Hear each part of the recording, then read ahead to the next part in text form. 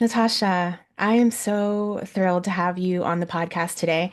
As I was telling you before, I got, your title from the publicist and they send me titles all the time. But when I saw your most recent book called Black Woman Grief, my eyes were just like, ooh, I want to talk to this woman. So I'm so thankful that you were willing to come on the podcast today. Yes, thank you so very much. I'm so honored to be sitting, chatting with you today. Thank you. So, oh my goodness, something that I realized when I really started to understand grief and shame, and for me, how those two coexist, was that part of being an adult is grieving.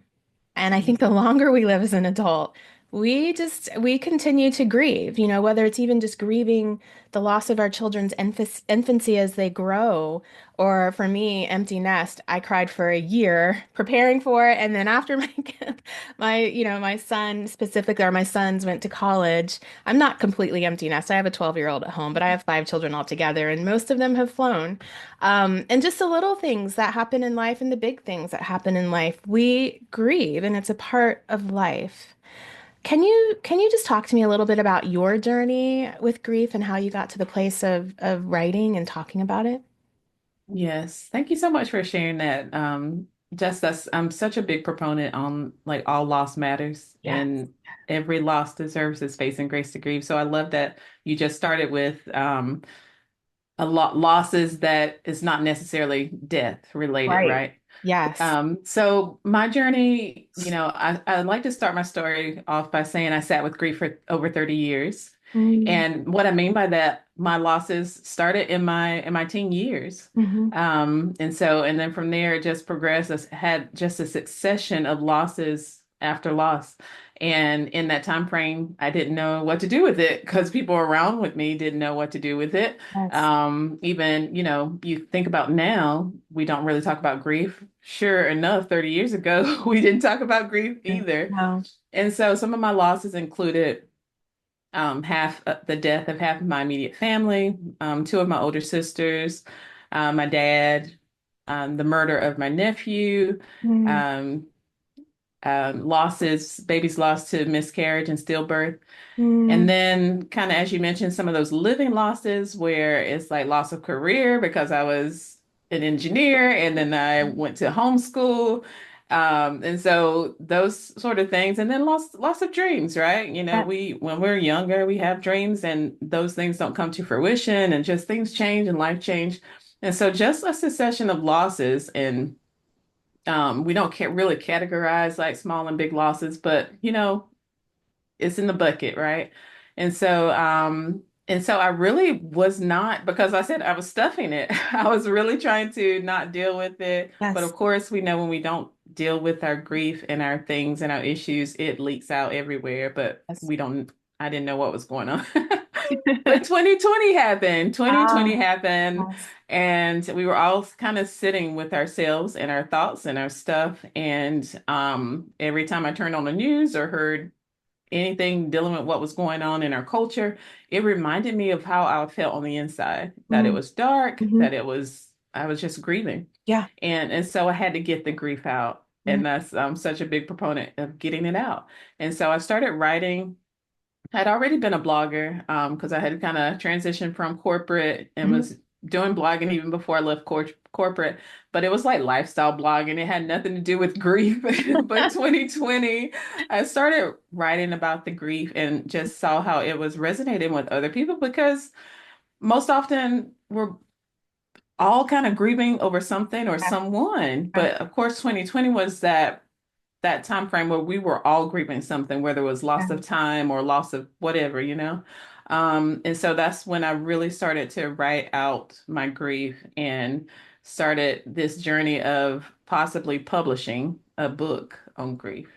So, That's amazing. I love it. Thank you for sharing your journey. And I feel yeah. like our stories align and so many ways. I'm also a homeschooler. Um, and it's interesting because I also, and even in the beginning of this episode, I talked about some of my smaller griefs, not necessarily small to me, but kind of those smaller griefs. Um, yeah, my big grief started in teenagehood as well when I placed my daughter for adoption and lost that, dream of being a mother or the experience of being able to mother her. And that had a huge ripple effect on my entire life, but all of my relationships moving forward. And I did the same thing. I just soldiered on, just kept going. And of course, I've had those same losses that lots of us have in terms of the death of my father and those types of losses. And so it's interesting because when I started writing, I kind of started writing on the lighter side as well. I started writing about motherhood and just, kind of mommy blogging. And it's like I had to write myself into talking about the deeper things that were there. But writing Yeah. was kind of my vehicle as well to start to dive into shame and to start to dive into grief and the bigger things. So I love that you had a journey very similar to mine, but both of us had to work on overcoming those things. Oh my goodness. So for one, I'm like grasping my hands and trying to not allow my eye to leak because your story you shared about placing your daughter for adoption. So my story is placing my son for adoption the summer of my high school Oh my senior goodness. year. So yeah. Really? Oh Yeah, my it's I God. have that story in my first book. Wow. I have to read your Wow. first book. I was Wow, not wow, aware of wow. that. Wow. Have you reunited with him? I have not. Mm, I have not. Always on the brain, right? Always on my mind. Yeah. So yeah, that's something that I grieve daily. Yeah, absolutely. Yeah. yeah. So, wow, I'm overwhelmed that we have a That's similar. me, right? Yeah, same. Like literally same. Oh my goodness. Mine was my sophomore year. Sophomore year. Yeah, the spring of my sophomore year. Yeah, So you mentioned so honestly and truthfully that it's something that you grieve daily and as do I, because we continually have losses every day, right, regarding it. yeah, Would have been what could have been. yeah, And so I love the idea of being able to incorporate grief in our joy, if that makes sense. yeah. To be able to, instead of trying to get over grief, right, figure out how to fold it into our life. And so let's talk. Let's just talk about how do we grieve in a healthy way? What are the things that women out there who may be resonating with our story in some way, shape, or form can do if they feel stuck in it? Yeah, I love this so much. I think the biggest thing is to acknowledge the grief, like to make space for it. And I know, we hear that a lot, but it's like, what does that look like? And it's literally setting aside time to process, setting aside Mhm. time to grieve, to Mhm. think about that loss, to assign emotion to that loss, and not only assign it, but to feel it. And so Mm, I think that's one of the biggest things when it comes to grieving in a healthy way, because again, the flip side of that was how what I mentioned for myself, just stuffing it, trying to right, ignore it, right. push it to the side, and that it never works. It doesn't work. It doesn't. And in the moment it does. In the moment it's easier. In It's the moment is always, true. yes, it's always easier in the moment to push it aside. Yeah. It's just that it comes back and it bites us. And so, Yeah. so yeah, so how can we process it regularly? What does that look like? Mhm.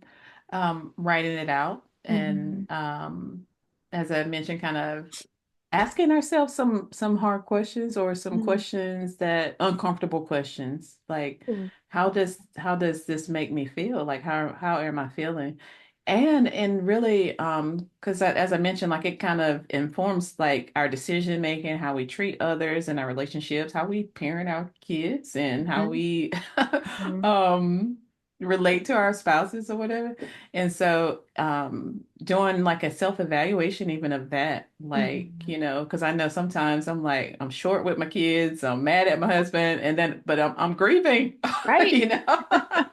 It's like, no, I'm sorry, no, I wasn't trying Yeah. to take it out on you. I have to like be more self-aware and take those like self-assessments and evaluations of, what's really going on with me. That's so good, is stopping Yeah. and taking the space and time to evaluate what's going on with me. What am I feeling? Mhm. So, when I talk about complex shame, one of the tenets of complex shame is that people who are marginalized in society do not get the same level of empathy necessarily for their shame when they try to be vulnerable, right? In some ways they get gaslighted. And so all it does is push the shame deeper. In your book, Black Woman Grief, I keep wanting to Mhm. say Black Woman Grieve as if we're just saying do it, grieve, right? Oh, I love that. I love that Yeah. though. What are the things that you're specifically? I haven't gotten a chance to read it because I Yeah. haven't gotten it yet from your publisher, but I'm so excited to read it. When we talk about women in marginalized societies, or marginalized places, what are the issues that they tend to experience with grief that may be a little different?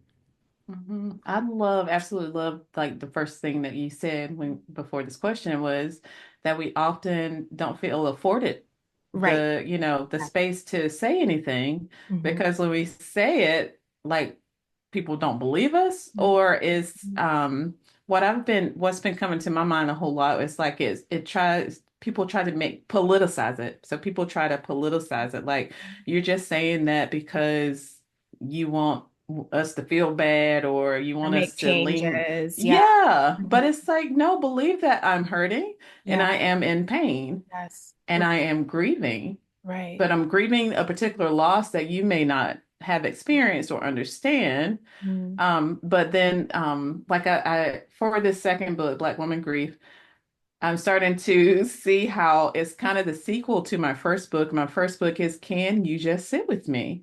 Mm. That's the title of it. And it's really this invitation and then the heart's cry for of Black women, of grievers to say, can you just listen to what I have to say about this pain, this loss that I have incurred and experienced without advice, without an opinion, like you said, without gaslighting, with just so I can be heard, affirmed, you know? Yes. So, Wow, I love that. Can you just sit with me? I just got off of a call with a client, and I work with a lot of women who are struggling in difficult relationships, and there's always that struggle of self-advocacy, right? Of how do I ask for what I need? I mean, this has been three clients this week, I think. Why is that so hard for women, especially for Black women, especially asking for what you need? Because I think there's that internal cry of, can you just sit with me? But are we saying it externally? no, and it makes me chuckle because probably sitting with my therapist, I'm the same way. Of course, we all are. Of course. Um, but the crazy thing is, I think it goes back, part of the thing with the Black Woman Grief book is giving us language and showing us kind of why we do what we do, like where is this stemming from? Kind of what you're asking, like why do we do that? Um, a lot for me personally, it was seeing my mom do it, you Mm, know? yes. And so it's like seeing what whoever raised you or the Black woman figure in your life, what did they do and mimicking that because that's all you saw. And then culture around us saying, okay, no, you can't do that. You don't have time for that. Or having, we have this sense that we can't and we can't afford to sit, rest, take time to understand what's happening to us or process things that are going on with us. So, yeah, I think those are huge, like familial and as well as culture, like Yeah. We carry influencing those us in that way. messages. Yeah, those Yes, messages say yes, you can't do that. And as I'm right. thinking back to messages I learned, it's, Mhm. you keep your business at home, right? You don't share that kind of stuff. We don't talk about that. Yes. And then also you've got to be productive and there isn't time for that. Yeah. Yes, I'm glad you said that. That's one of the things I have actually in my book that I remember, and it's for my mom. Mhm. And it's like, don't just stand there and do nothing, Yeah. right? Don't Right. stand there and do nothing. You need to be doing something. And it's like, yeah, that stuck with me. Yeah. Yeah. And even as we talk about this, I'd like to give just some love and shout outs to our mothers because Yeah. they taught us what they learned, right? Yeah. And they are also, they are, I hate to use the word victims, but they were of what they were taught, and they can only teach us what they learned. My next book is called Get Over Your Mother.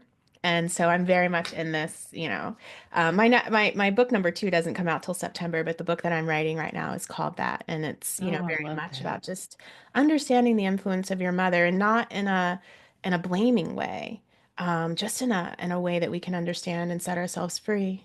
Mm. Oh, that's so powerful. I can't wait. I'm writing it now, so we'll see how it goes. That's the plan. That's the plan. So, what would be just the best word of encouragement you could give to a woman out there who feels very stuck in her grief? And she's hearing us talk about it. And both of us have come to a place where we can talk about our grief and our shame, and we can write about our grief and our shame and project it onto the world. And I hope for you it feels freeing. I know it does for me. Yeah. But not everybody's there. Not everybody's there. There are a lot of people who are still very much um, imprisoned by it. I would tell them that, I know, it's, the saying is so, it's said so much now, but it is okay to not be okay. It's Mm, okay to give yourself permission mhm, to feel and to heal. mhm, I feel like we have to get to a place where we really feel that deeply, and so that we can free ourselves up to get the resources and the help mhm, that we need, mhm, and community, because mhm. that was one thing that was, I feel like, was holding me back from some of the healing that I have received in community, was that I was almost against it, like, because people weren't safe. Ah, okay. So finding safe community, safe people, um, I think are like some of the biggest steps to take Mhm, when you feel stuck.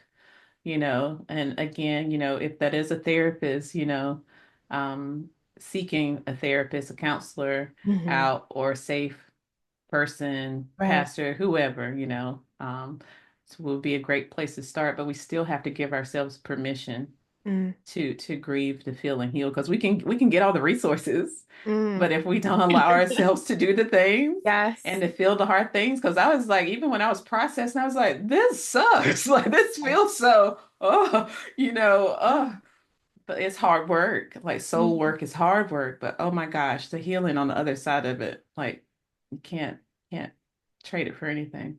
Yeah, it is worthy work and it is Oh, that's so good. worth it. Yeah. Yeah. Yeah. So what I hear you say is you have permission. Yeah. You have permission. Now you said something. You said it wasn't safe. So was it not safe? Or were you telling yourself it wasn't safe? And how did you find the safe people? I know that's a loaded question, but Yeah, I love it though. I love it so much, because probably a little bit of both, right? Because I had experienced people not being safe, Mhm, telling mhm, people something, or really, one thing I had overheard a couple people talking in church about mhm. someone else that was grieving. Oh, And it was just like, oh, she shouldn't, the scripture says to grieve, like, we still have hope. And it was like, oh my gosh, they're talking about somebody, and I'm always a griever anyway. So yes, I'm like, if they say that about them, then they're saying about me.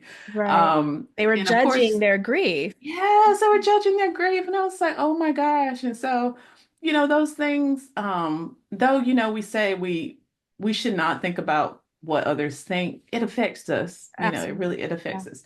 And so, those type of things, and just stigmas in the church as far as like grievers, maybe saying they have weak faith, or Mm, what, all those things, um, tend to still influence the way right. that we kind of interact. So, thinking about past things and past interactions with people, then I'm going to come to the conclusion that people aren't safe. You know Mm, what I mean? Whether it's a new group or whatever. So right. that's what I was doing. So I was telling myself that people aren't safe. Mm, I'm not going to, I'm just going to keep it to myself because people aren't safe. So I had to when 2020 came, Yeah. I'm telling you, the grief had to go somewhere. It had to Yep. get out. And so I did start, like I said, I start sharing little pieces online or whatever. But then when the church opened up, our church, small groups and Mhm. all those sorts of things were open up, and we had a particular group that was called Freedom, Mm. and it was a group a group. It wasn't even a grief group, but it was a group that were so vulnerable in Mm. sharing stories, and so I was able to start to really tell my story that people they had no clue, Mm. but I felt safe because other people were sharing their stories. But one thing I had to say, I had to take a risk. Yeah. Right. Mm. So I had to take a risk. Like we always have to take risks to find the safe places and spaces. Yeah. Mm, yeah. That's a great word of encouragement. You have permission to grieve. And also, it's okay and necessary to take the risk. You do the Yeah. best you can because the reality is that everyone has probably had the experience of having an unsafe place that they tried and it didn't Yeah. work and they were injured even more. And so it's easy to come up with that story of it's not safe as opposed to I need to find the safe spaces, right? Mhm. Yeah. Yeah. That's so good. And one of the ways that we find those safe spaces is that we start to share little by little. We don't share it all at once. We share a little and we see what the reaction is and we see if there's reciprocity. And then we can find out if this is a trustworthy space before we share more. That's one of the ways to take care of yourself in the sharing. I love that. Yeah. Yeah.